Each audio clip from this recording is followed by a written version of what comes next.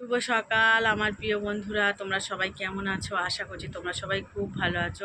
অনেক দিন পর তোমাদের সামনে কিন্তু ভিডিও নিয়ে এসেছি, কারণ কারণ আজকে তাড়াতাড়ি ঘুম থেকে উঠেছি, তো হাঁটতে তো যাওয়া একদম বন্ধ হয়ে গিয়েছে। তো রাজস্বীর আজকে 7টা থেকে স্কুল, 6টার সময় উঠেছিলাম। ওকে দেখো টেনে তুলে ঘুম থেকে ওকে রেডি করিয়ে একদম মানে খাইয়ে দাইয়ে দিয়েছি। এবার ওর বাবা স্কুলে দিয়ে আসতে যাবে। তো এই দেখো, তো তারপর কিন্তু আমার সমস্ত কাজকর্ম হবে। তো হাঁটতে তো যাওয়া হলো না, তো বিকেলবেলা হয়তো বের হব। তো এখন ঘরের কোনো কাজই হয়নি, দোকান খুলবো, তো তারপরে আমি আসছি। রাজস্বীকে দেখো ঘুম থেকে তুলে একদম রেডি করিয়ে বসিয়ে রেখেছি।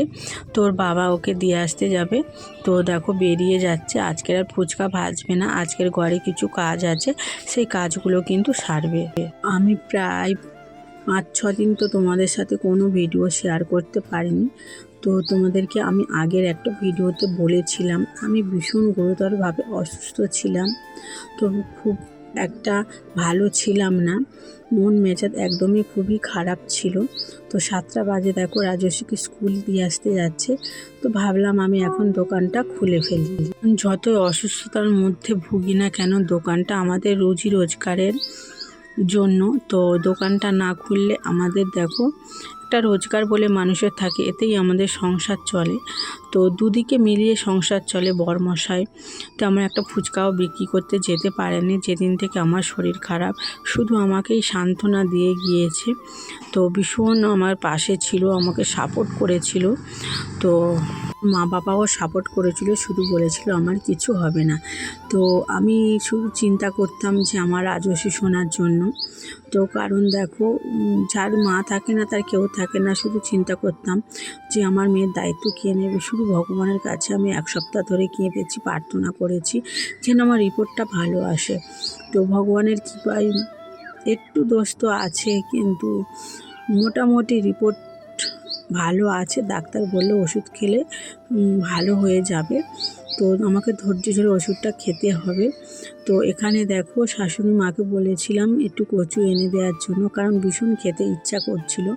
তো তার জন্য দেখো শাশুড়ি মা এনে দিয়েছে, সেগুলো দেখো আমি পরিষ্কার করে রেখে দিয়েছি। এগুলো এখন কাটবো। তো দোকানে বসে বসে এই তো এখন বসবো, হয়তো কখন উঠবো কচুটা কাটার পর তো জানি না। তো চলো এখন একটু চা বসাবো, কারণ চাটা খাওয়া দাওয়ার পরে আমার অনেকগুলো ওষুধ আছে, সেগুলো খাবো। তো আমি একাই আছি এখন, বড়মশাই এখনও আসেনি। আমি চাটা বানাচ্ছি, তারপরে এসে গিয়েছিল। তো দুজনে চাটা খাবো, রাজস্বীকে দেবো না, কারণ ছোট মেয়েদের বেশি চা খাওয়া ভালো না। ওর সামনে আমি এখন আর চা বানাই না। তো আমার জানো তো ভিডিওটা একটু বড় হবে, কারণ আমি তোমাদের সাথে অনেক কিছুই শেয়ার করছি। অল্প অল্প করে আমি ভিডিওটা তুলে রেখেছিলাম, একদিনে তো ভিডিওটা আমি মানে তোলা সম্ভব না। কিছু কিছু ক্লিপ আমি আগে অল্প অল্প করে তুলে রেখেছিলাম, কারণ মানুষের মন যদি না ভালো থাকে তো ভিডিও বানাতে একদমই তার ভালো লাগে না, কারণ মানসিক যন্ত্রণায় আমি ভুগছিলাম। তো তোমরা অনেকে জিজ্ঞাসা করবে ভিডিওটা দেখার পর যে আমার কি হয়েছিল, আমি কেন এই কথাগুলো বলছি। তো আমার যে মানে শরীর খারাপটা হয়েছিল, তো এমন জায়গায় একটা অসুখ হয়েছিল, সেটা মেয়েদের মানে বলার কথাই না, মানে এমন একটা পরিস্থিতির মধ্যে ভুগছিলাম, মেয়েদের একটা গোপন অংশের মধ্যে সেইটা হয়েছিল। তো ভগবানের কৃপায় রিপোর্টটা মোটামুটি ভালো আছে। তো ডাক্তার বলেছে ওষুধ খেলে সেটা ভালো হয়ে যাবে। তো আমি সেটা তোমাদেরকে বললাম না, শুধু এতটুকুই জানালাম। তো এখানে দেখো চাটা তো বানিয়ে নিয়েছি, বিস্কিট নিয়েছি, কারণ এখন ডাক্তার আমাকে একদম হালকা খাবার খেতে বলেছে, বেশি ভারী বা আমি এমনিতেই খাচ্ছিলাম, আমি একটু মেনটেন করছিলাম শরীরটাকে। তো বরমশাই এসে যাওয়ার পরে দেখো আমরা দুজন মিলে বিস্কিট দিয়ে চাটা খেয়ে নিলাম। তারপর আমি কলে যাইনি, জানো তো আমার হাজব্যান্ড গিয়েছিল। তো জলটা কিন্তু ওই এনে দিয়েছে। তো আমি এগুলো দেখো অনেক দিন হলো আমি জলের ড্রাম বা এগুলো ভালো করে আমি পরিষ্কারই করিনি, কারণ শুধু কাঁদছিলাম। আর মানে মানুষের একটা চিন্তার মধ্যে থাকলে সে কোনো কিছুই কাজই ভালো লাগছে না। তো বাড়িতেও তো অনেক দিন ধরে রান্না হয়নি, আজকে ভাবলাম বাড়িতে রান্না করব। তো কারণ কি বলো তো, মাদের বাড়িতে প্রায় 1 সপ্তাহ ধরে আমি ওখানে খাওয়া দাওয়া করছিলাম। তো মাকে অত চাপ দেওয়া ভালো না, কারণ মারও শরীরটা খুবই খারাপ। তো মা তেমন একটা কাজও করতে পারে না, আর আমরা যদি ওখানে গিয়ে খাই তো মাদের ভীষণ চাপাচাপির মধ্যে পড়ে যাবে। তো তার জন্য মাকে বলেছি আজকে আর রান্না করতে হবে না, আমার তো স্টোভে তেল আছে, আমি বাড়িতেই আজকে রান্না করে নেব। তো মা বলছিল না এখানে তাহলে ভাত রান্না করি নিয়ে যাওয়ার জন্য। তো মা আমি বললাম না না, আমি এখানেই রান্না করে নেবো, তাছাড়া শাশুড়ি মাও বাড়িতে আছে, তো এখানে রান্না করি। যদি ভাত খাই তো শাশুড়ি মা বাড়িতে একদমই ভাত খেতে চায় না, তো জানি না কেন। অনেকবার করে খাওয়ার কথা বলা হয়, উনি বাড়িতে ভাত খেতে চায় না, শুধু বলে আমার নিরামিষ বা আমি ওখানে গিয়ে খাবো। তো জানি না, হয়তো আমার বাড়িতে খাবার খেতে ভালো লাগে না, উনি যেখানে কাজ করে সেখানে নিজে রান্না করে সেখানেই খায়। তো তারপর রাজস্বীর বাবা গিয়েছিল ওকে যখন স্কুলে গিয়েছিল দিতে, তো বাজার থেকে আসার সময় রাজস্বীর জন্য 100 পরোটা এনেছিল, কারণ রাজস্বী পরোটা খেতে বেশ পছন্দ করে। তো ওর জন্য দেখো আমি পরোটাটা বেড়ে নিয়েছি, আর ওকে দেখো ঘুগনি আর পরোটাটা দিয়ে দিচ্ছি। সবে মাত্র খেতে বসবে, আর আমি বলছিলাম মা তুমি তাড়াতাড়ি পরোটাটা খেয়ে নাও, আমি বিছানাটা কিন্তু গুছিয়ে নেব। তো রাজস্বী দেখো জলের বোতলটা দিয়ে দিল, দিয়েই দেখো তাড়াতাড়ি করে ও কিন্তু বিছানার মধ্যে উঠে গিয়ে বিছানাটা গুছিয়ে দিল। তো সত্যিই মেয়েরা তো মাদের কষ্টটাই বুঝবে। তো দেখো ওর জন্য পরোটা ঘুগনিটা রেডি করে নিলাম, তো খেতে বসবে তো উঠে গেল।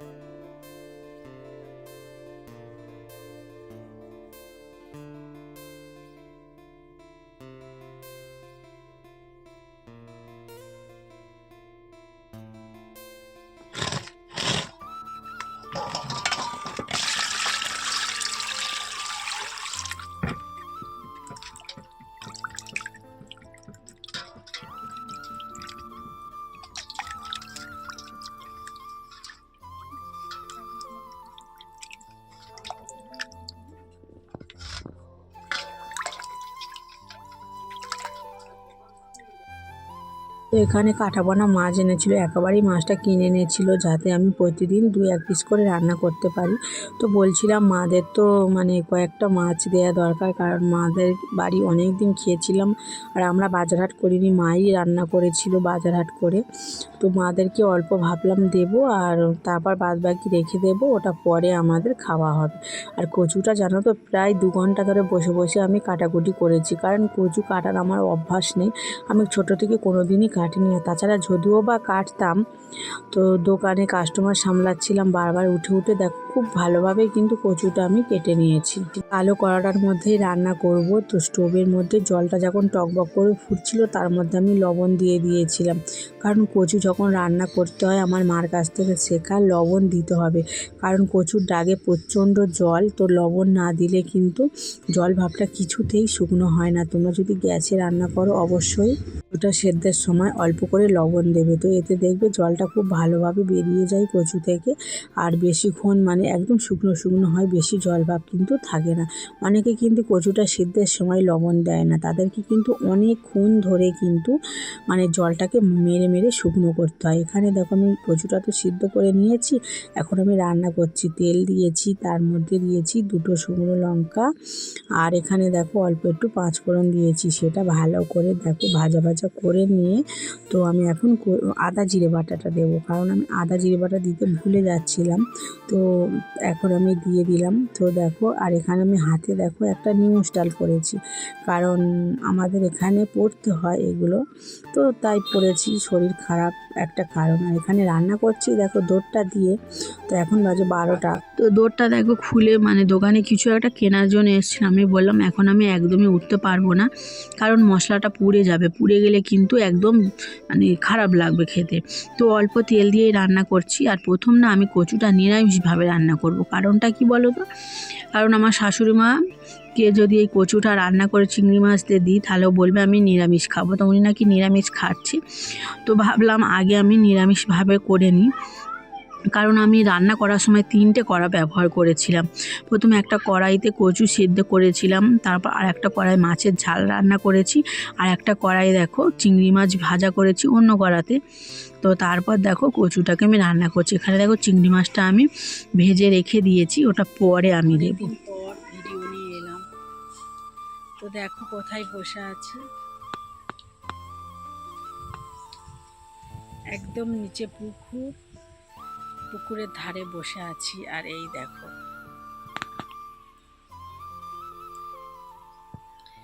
এখানে হচ্ছে আলু সিদ্ধ, কারণ বরমশাই গিয়েছে বাজারে দোকানে কিছু মানে মাল কেনার জন্য। আর আমি এখানে বসে দেখো আলুটা সিদ্ধ করছি। আর যেহেতু ফাঁকার মধ্যে উনানটা, বৃষ্টির কারণে সব সময় না উনুনটা ভিজে যায়, একটা মানে ওপরে যে কোনো প্লাস্টিক টাঙানো থাকবে সেটাও নেই, আর রান্নাঘরও নেই। বিশেষ করে বর্ষার সময় খুবই অসুবিধা হয় আমাদের আলু সিদ্ধর জন্য। তো একটা তোলা উনুন আছে, আমি না ঠিকমতো উনুন বানাতে পারি না, তো অন্যকে দিয়ে বানাতে হয় উনুনটা, তাদেরকে টাকা দিয়েই বানাতে হয়।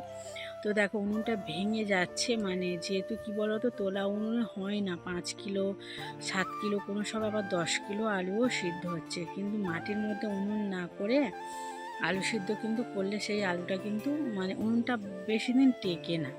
তো এইভাবে তো আজকে তেমন একটা রোদ নেই, মেঘলা মেঘলা ওয়েদার, জানি না বৃষ্টি হবে কি না।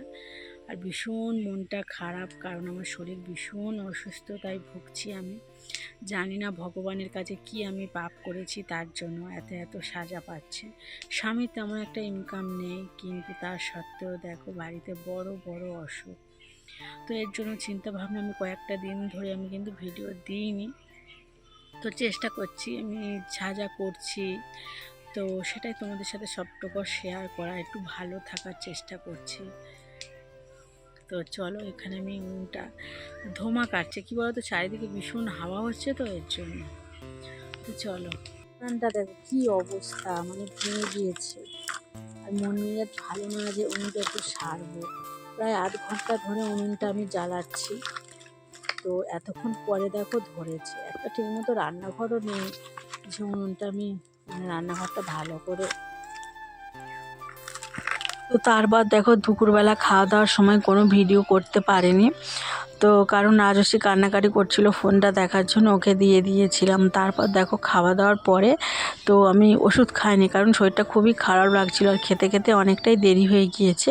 তো দোকানে বসে বসে দেখো পাখা চালিয়ে আমি ওষুধগুলো খাচ্ছি, তো ঠিকভাবে দেখে নিচ্ছি তো কোনটা কেমন খাওয়া হবে। যেহেতু 6-7টা ওষুধ দিয়েছে, সকালে দুপুরে রাতে, মানে সব সময় মানে দেখে দেখে ওষুধগুলো খেতে হবে, তো তার জন্য আমি ওষুধগুলো দেখে নিচ্ছিলাম তো কোনটা কখন খাবো না খাবো। তো সেইগুলো তো প্রথম আমি যখন ডাক্তার দেখাতে গিয়েছিলাম তখন আমার 1 সপ্তাহের মতো ওষুধ দিয়েছিল। তারপর আমার কিছু টেস্ট লিখে দিয়েছিল, সেই টেস্টগুলো আমি কিন্তু করিয়ে নিয়েছি, সাথে সাথে করে নিয়েছি, কারণ ওই জিনিসগুলো একদম দেরি করা যায় না। তো এখানে দেখো আমি 3টে ওষুধ একসাথে খাবো, আর একটা সিরাপ দিয়েছে সেটা আমার খাওয়ার জন্য। তো ভগবানের কাছে শুধু কাঁদছি। আর কারণ কি বলো তো, আমাদের মতো গরিব ঘরের মানুষদের কেন যে এত বড় বড় অসুখ হয়, তো তেমন ডাক্তার দেখানোর আমাদের সামর্থ্য নেই। হয়তো খেটে খুঁটে দুবেলা কিন্তু দুমুঠো খেয়ে পড়ে বেঁচে আছি, তো আমাদের কি অনেক অনেক টাকা কি আমরা গুছিয়ে রেখে দিয়েছি যে রোগ হলে দেখাবো, এমন পরিস্থিতির মধ্যে ভুগছি। তো রাতে আর কিছুই খাবো না। মা একটা পেঁপে দিয়েছিল, সেই পেঁপেটা দেখো কাটছে, এটা গাছের পাকা পেঁপে, ফ্রিজে রেখে দিয়েছিলাম, কাটতে ভালোই লাগছিল না। তো বরমশাই বললো এটা কেটে খানা। তো তার জন্য আমি দেখো কাটছি, আর বরমশাইকেও দেবো। মেয়েকে বলছিলাম খাওয়ার জন্য, মেয়ে বললো খাবো না। আর পেঁপেটা খুবই মিষ্টি আর খুব সুন্দর খেতে, জানো তো। তো এখানে দেখো একটা ছুরি দিয়েই কাটছে, আর অর্ধেক তো সব বাদই চলে যাচ্ছে। তো ভিডিওটা একটু বেশি বড় হয়ে গিয়েছে, কারণ অনেক কিছুই তোমাদের সাথে শেয়ার করলাম। অবশ্যই দেখো, ভালোবাসা দিয়ে যেও। যদি ভালো লাগে অবশ্যই তোমরা আমার পাশে থেকো, আমার চ্যানেলটাকে সাবস্ক্রাইব করো। যেসব পুরাতন বন্ধু দেখবে তারা অবশ্যই একটা কমেন্ট করে যেও, আর তাদেরকে জানাই আমার তরফ থেকে অনেক অনেক ভালোবাসা গো। আমি এই কদিন কারোর ভিডিও দেখতে পারিনি, আর ফোনেই আমি তেমন একটা দেখিনি। দেখবে আমি কোনো তেমন একটা ভিডিও আমি আপলোড দিইনি। তো মাঝে করে একটা কি দুটো আমি রিলস দিয়েছিলাম 7-8 দিন পর, তো সেগুলোই দিয়েছি, আর কিন্তু কিছুই দিইনি, আর কারোর ভিডিও আমি দেখিও নি। তো যাই হোক, এখন তোমাদের ভালোবাসা অনেকটা একটু সুস্থ আছি। তো তোমরা আশীর্বাদ করো আমি যেন ভালো হয়ে যায়, আগের মতন তোমাদের সাথে ভিডিও শেয়ার করতে পারি। তো এটাই বলার, তোমরা প্লিজ একটু ভালোবাসা দিয়ে যেও। ভিডিওটা দেখো বেশি বড় হয়ে গিয়েছে, অবশ্যই তোমরা দেখো। আর আজকের মতো টাটা, বাই বাই।